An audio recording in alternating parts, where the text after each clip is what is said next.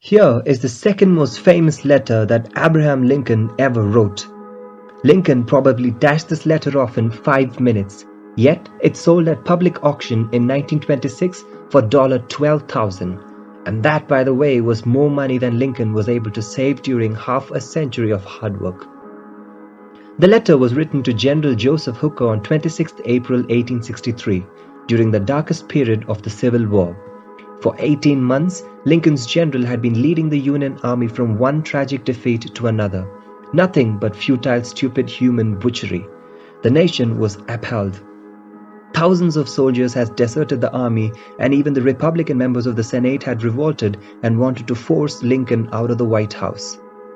"We are now on the brink of destruction," Lincoln said. "It appears to me that even Almighty is against us. I can hardly see a ray of hope." Such was the black sorrow and chaos out of which this letter came.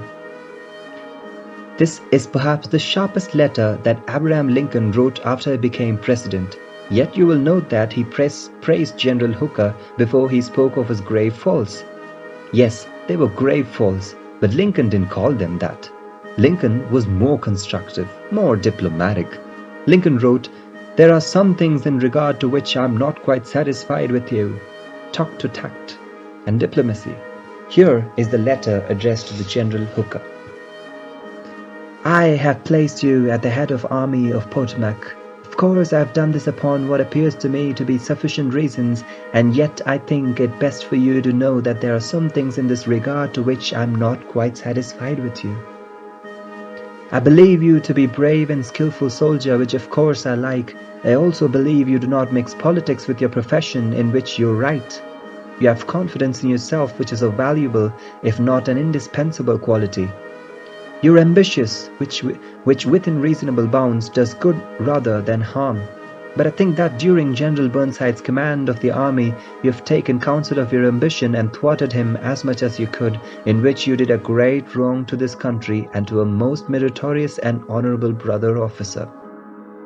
I have heard in such a way as to believe it of your recently saying that both the army and the government needed a dictator. Of course it was not for this, but in spite of this, and I have given you command, only those generals who gain successes can set up as dictators.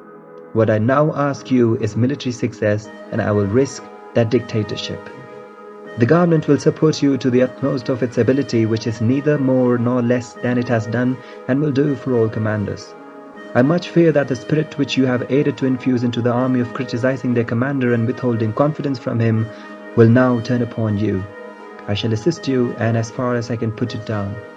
Neither you nor Napoleon, if he were alive again, could get any good out of the army with such spirit prevails in it. And now beware of rashness. Beware of rashness, but with energy and sleepless vigilance go forward and give us victories."